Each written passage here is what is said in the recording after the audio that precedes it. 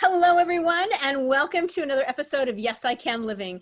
I'm your host, Kathy Alessandra, and I am very excited today to have a special guest with us, Jonathon Aslay. So the focus of one of America's leading midlife dating coach has expanded into deeper, essential philosophy of what it truly means to love. After losing his 19-year-old son in 2018, Jonathon Aslay's grief led him on a soul-searching inner journey where he became aware of an often overlooked dimension of the dating conversation.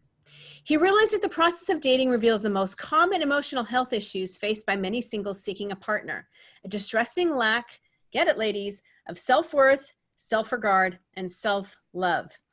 Jonathon saw a tremendous opportunity to help clients experience true happiness, purpose, and peace inside themselves first. And only then, from that authentic, heart-centered place, can they create a loving, thriving relationship. So, Jonathon, I'm super excited to have you today. I mean, that's the official bio, but the fact is we've known each other for a number of years.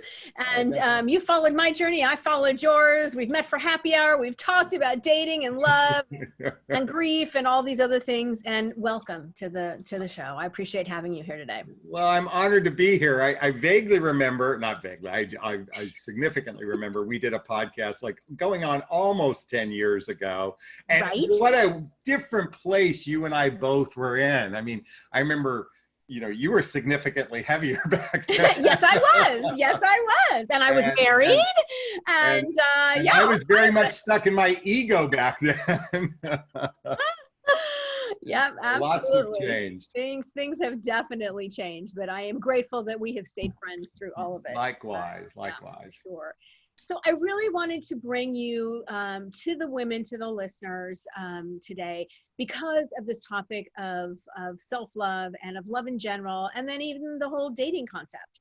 But what I want to do first is, the magazine is all about life, love, health, wealth, and business. So let's get a little bit more information about you and talk about, how and why did you start your business originally? Oh, it's interesting. If I go back in time and reflect, I had, in 2005, I went through a divorce. And like a lot of people back then who was, go through a divorce and, after a little while you go, I'm going to put myself out there back in the dating realm. And there was this thing called online dating, in 2005. And it was like, ooh, it's a shiny, bright new object. And you could simply plug in what you want and someone would magically appear. And it was like, literally the thought was that easy. Mm-hmm.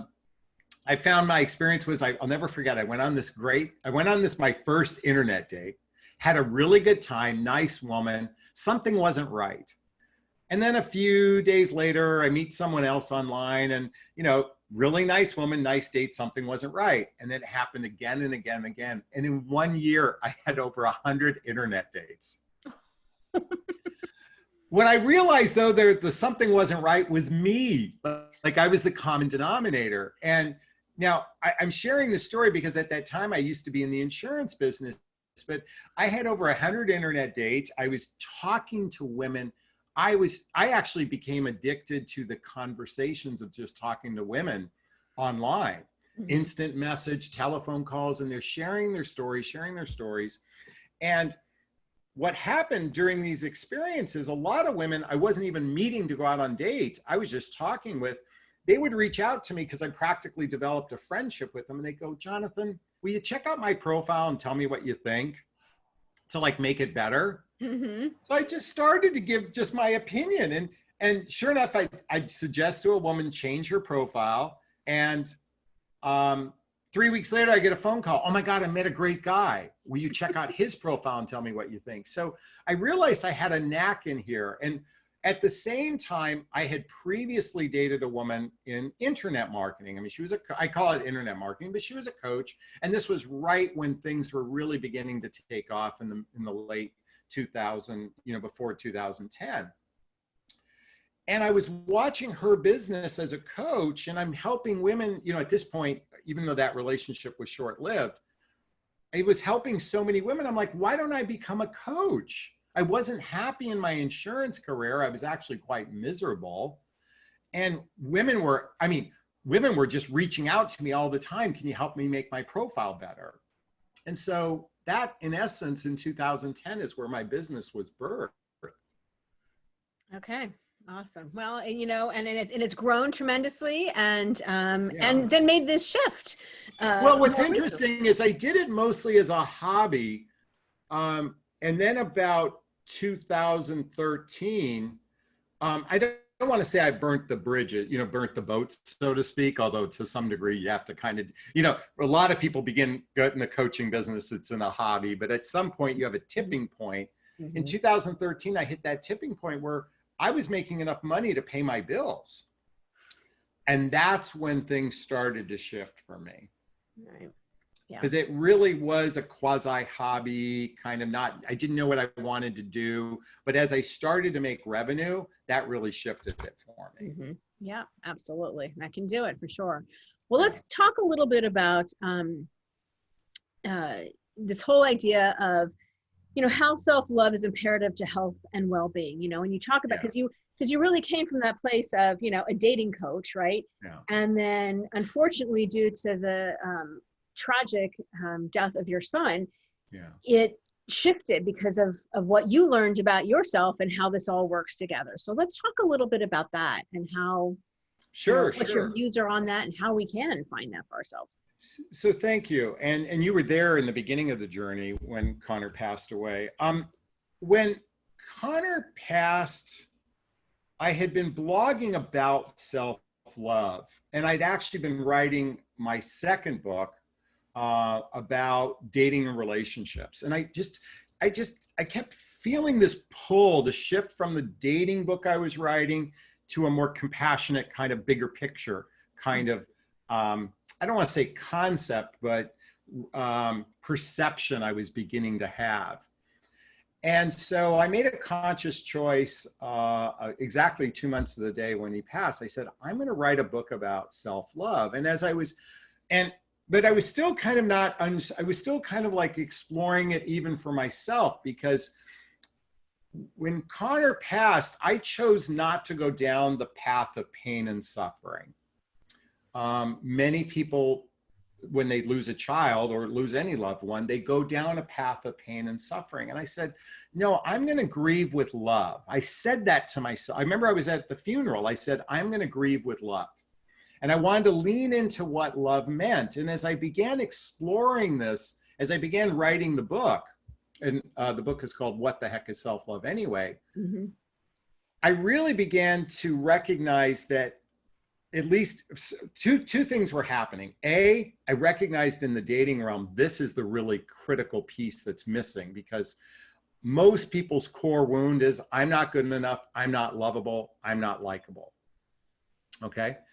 But as I was writing the book, I realized I actually did experience despair 15 years earlier, or 13 years earlier, when I went through a divorce in 2005, when I lost all my money in the marketplace. I got wiped out in 2008, and I had to move in with my elderly parents. Here I was, a 40-something-year-old man who used to live in a $2 million home, and I had to move into a retirement community with my mom and dad. I was humbled. And I was back in 2005, I was in a big state of depression. Why this is so critical for this conversation is at that time, I watched the movie The Secret, came out in 2006. I dated a woman who was in the coaching industry. I began starting to follow Tony Robbins again. I mean, instead of the infomercials, I actually took my box of CDs that I had from him that were like back in 2020 or 2000, excuse me, and finally opened them in like 2008 and 9 and started to listen to the CDs. And as I connected the dots backward, the reason why I didn't go down the rabbit hole of pain and suffering when Connor passed was because I began a practice of personal development, self-help, and spiritual work prior to that. And so as I began writing the book, it just kind of started to write itself from all of my past experiences and what I was being prepared for. And so I recognize, as I said before, and what you said in my bio, the number one emotional health issue facing most humans is I'm not good enough. I'm not lovable. I'm not likable. Mhm. And whether it's in dating and relationships or starting a business or being your own entrepreneur or working for someone else, this directly affects every area of your life. And that's what I discovered when I wrote the book. Mhm. Yeah, it really does. So how do you work to develop, I mean, that self-love? It's a hard thing. I mean, they talk about unconditional love, right? Yeah. You can't really love yourself, or you can't really love others until you love yourself. And so where do you even start in this journey of trying to find self-love? Well, I want to clarify something you just said for your audience, because there's a misconception. You can't love others until you love yourself. I kind of think of it more like this. It's kind of like the oxygen mask on the airplane. Mm-hmm. And that's the analogy I put in the book. The oxygen mask, let's represent oxygen of love. When we begin to love ourselves, we can then serve others. So I just want to clarify, because there's a misconception a lot of people have, is you have to fully love yourself and then you can love others. No, that's not it. Just begin the process of loving yourself. So that leads into your question. Right. Thank you. A lot of people get confused about the term self-love. They think it's woo-woo. They think it's, like, oh my God, it sounds too frou-frou for me. Well, let's replace it with words: self-worth, self-confidence, self-reliance, self-discipline, anything that has a self in it, just put a big heart around it, and that's love. So self-love is all these things. Now, how do we begin? As I said in my book, I truly believe it starts with sometimes for some people, it starts as a humbling event. You've had some humbling event.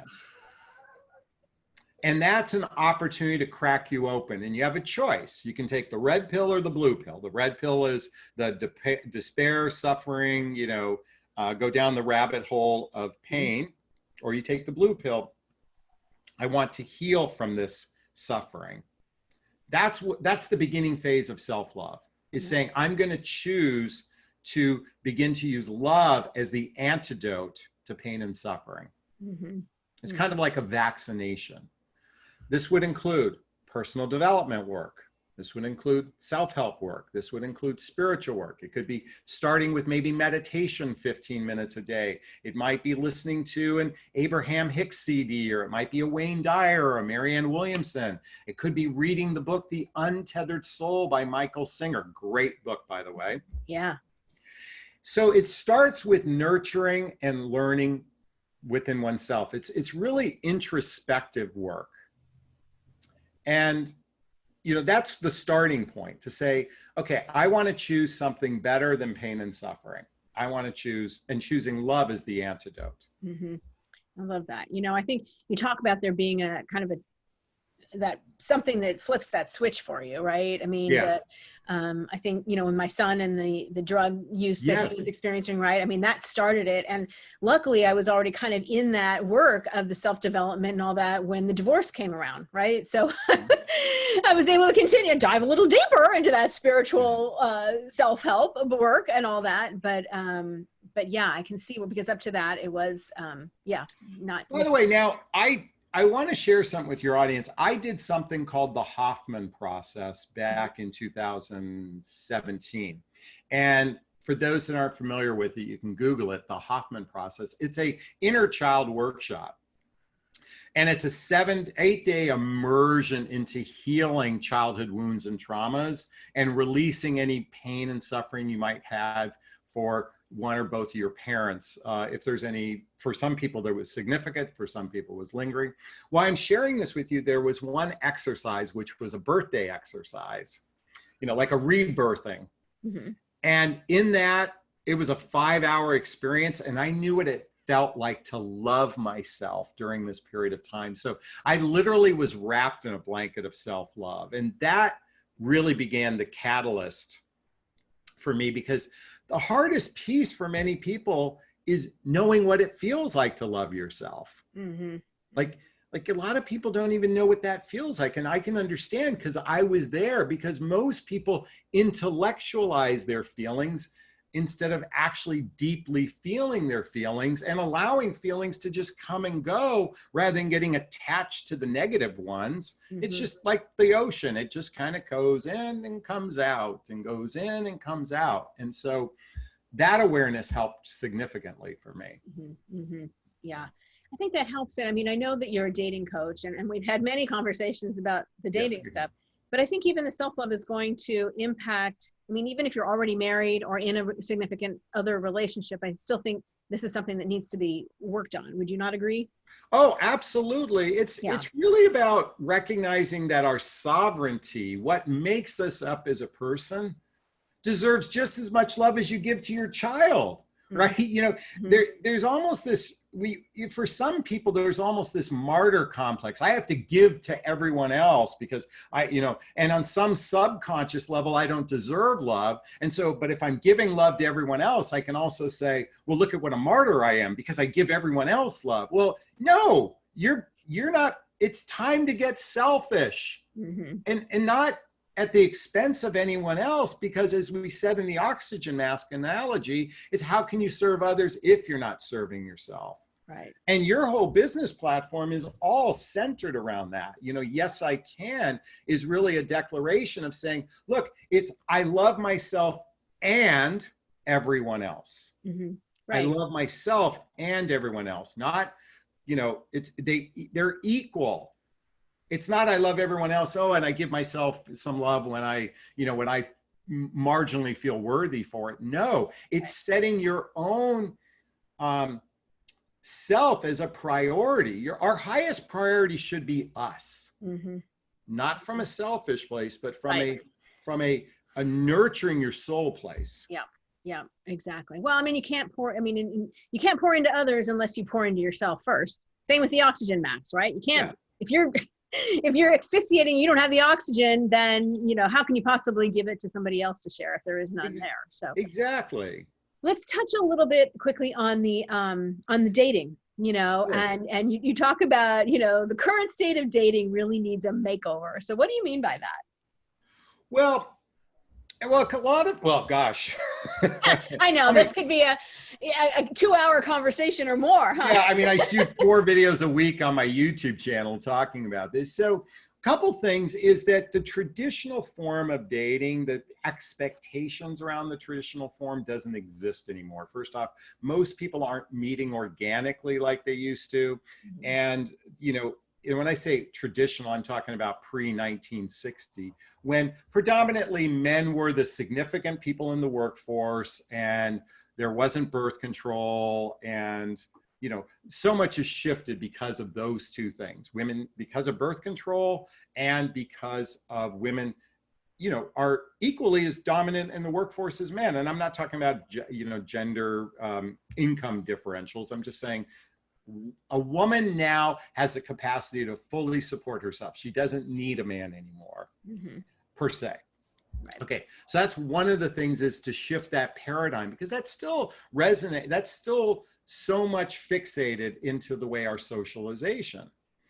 Where I come at it from a place of understanding human behavior and recognizing that most people are wounded on some level. They've had some traumas, they've had some wounds, they've had some adult experiences that caused them to skew how they approach the dating process. And so why it needs a makeover, the makeover is the recognition that compassion needs to be the driving force, or at least in my purview, the driving force, compassion for oneself and compassion for another human being.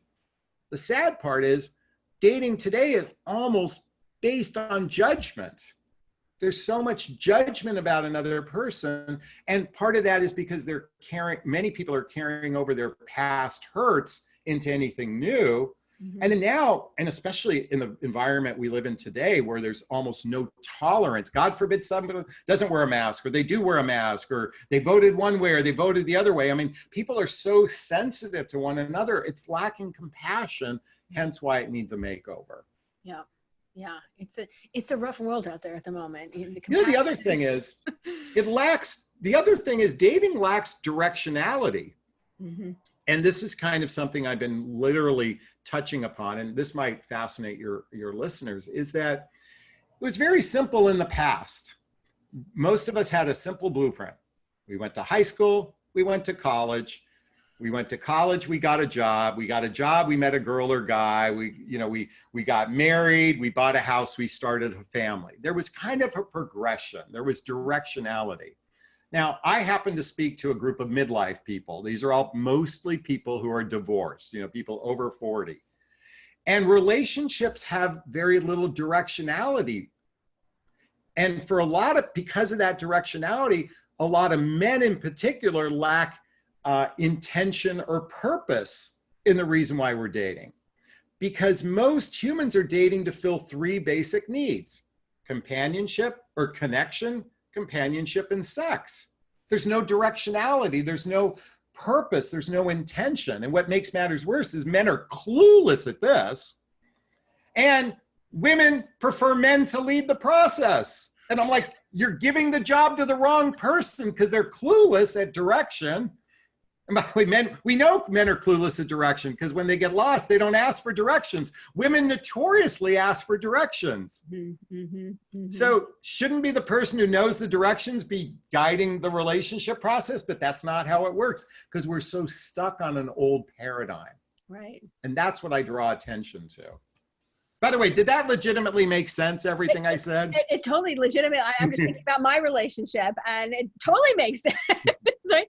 I mean, you're right. And I think a lot of our listeners are, in that category, the age category anyway, and not necessarily all dating, but it's, it's, I've had the kids, I've had the house, I have my own house, I have, right? And so what does that look like in the future for either one? And that's, and by the way, interesting enough, and I know your audience is mostly women, is they think they know what they want. Most women think they know what they want. They and I say this, okay, and ladies listening, I know someone's listening is going, I know exactly what I want.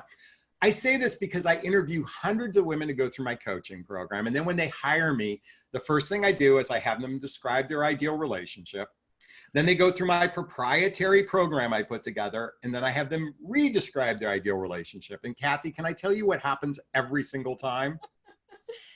They all say the same thing. Why didn't they teach us this in school? Why didn't someone tell me this? I wish I learned this 10 years ago before I wasted all my time with someone. So these are women who all thought they knew what they wanted.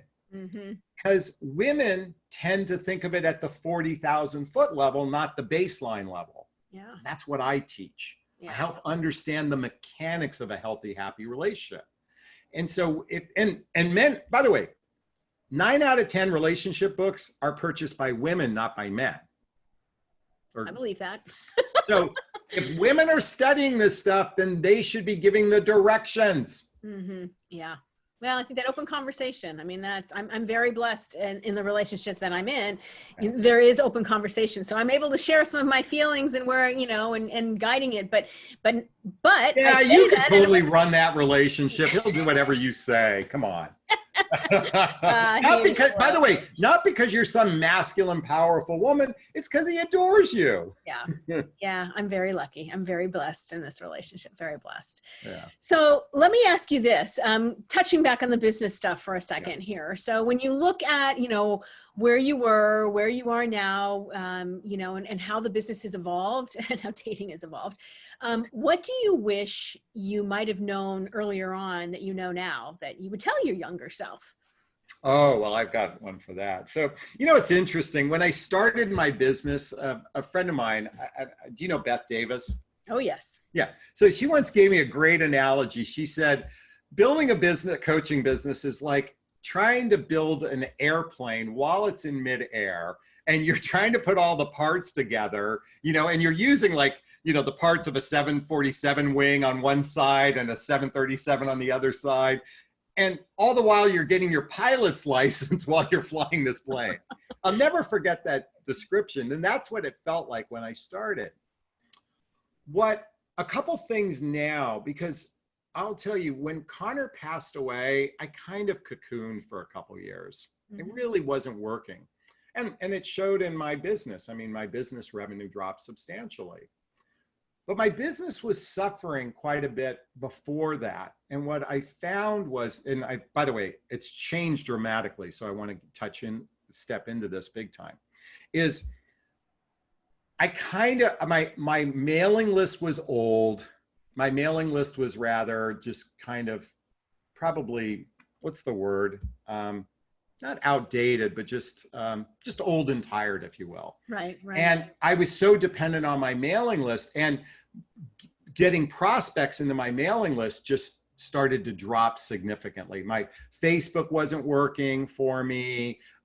Doing summits with other people wasn't working for me. I just wasn't getting enough prospects in the pipeline, so to speak.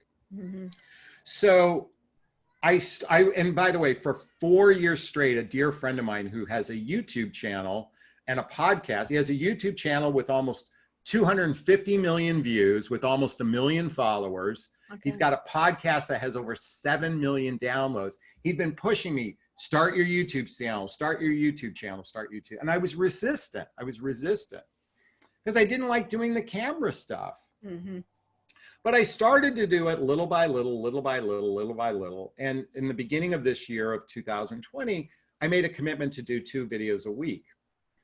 And as I started to do that, I started to get a little bit of traction.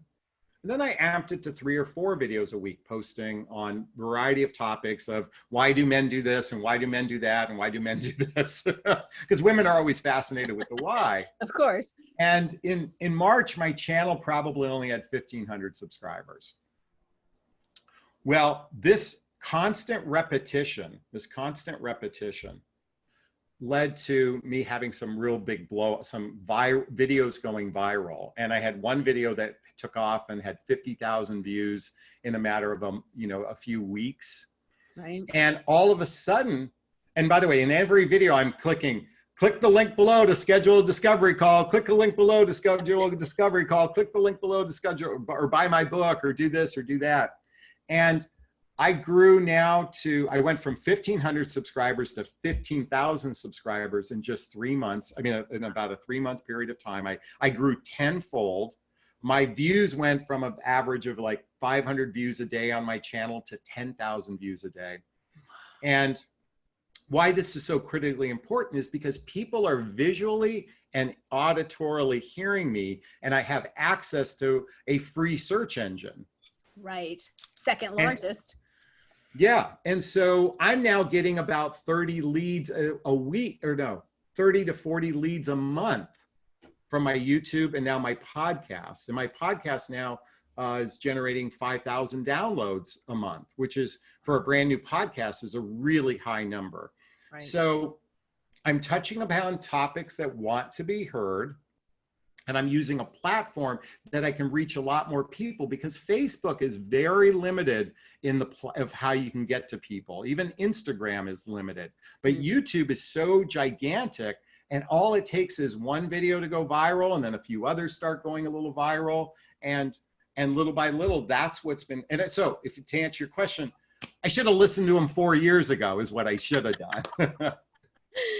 Oh, hindsight. We always, hindsight's always 2020, right? Yeah, for sure. Exactly. Okay, awesome, fantastic. Well, let me ask you this, kind of as we wrap it up here, as we're getting close to the half-hour mark. Where do you, where are things going for you? What's next, and what makes you a yes I can man? Thank you. It's interesting about the what next. I'm not like your, I'm probably not your ideal client, because. And let me explain why. I've let go goals. Mm-hmm. I've literally let go of the idea of a goal. Now, I have an underlying goal in my life that I'd like to live a good lifestyle and such, but I don't sit there and plan much for the future. I actually take a spiritual approach and just say, Spirit, guide me each and every day.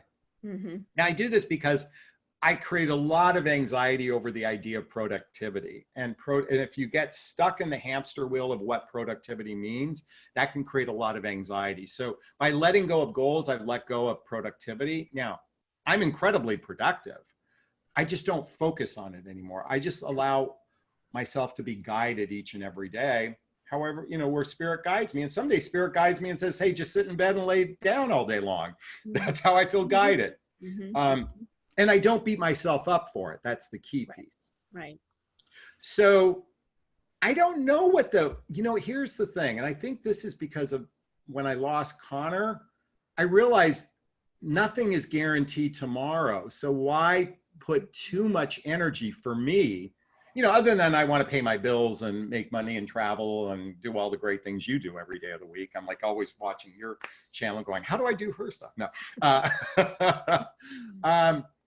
But I trust, I have literal trust that everything is going to work out just fine for me. Mm-hmm.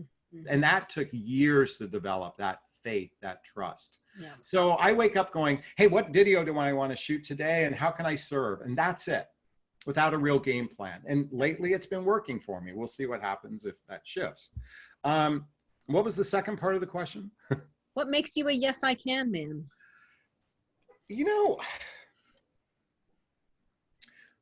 I'm going to bring it back to love.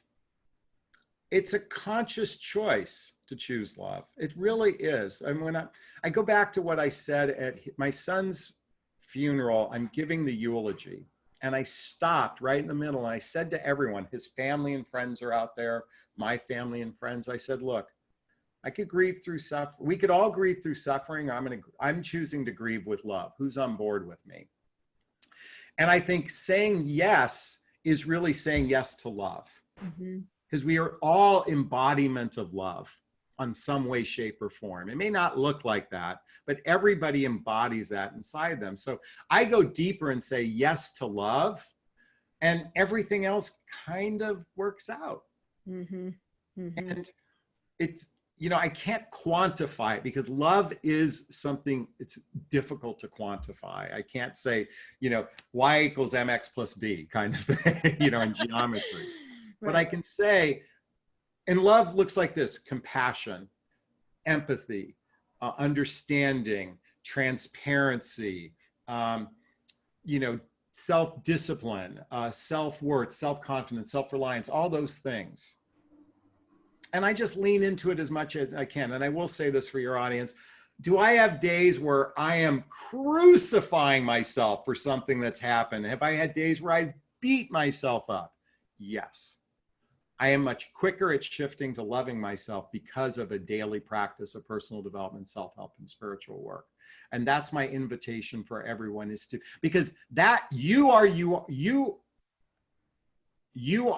own, you should be your highest priority. Not, again, it's everybody else is important. You should be your highest priority. And just giving oneself 15 minutes to an hour a day for self is pivotal to shifting to a yes, I can.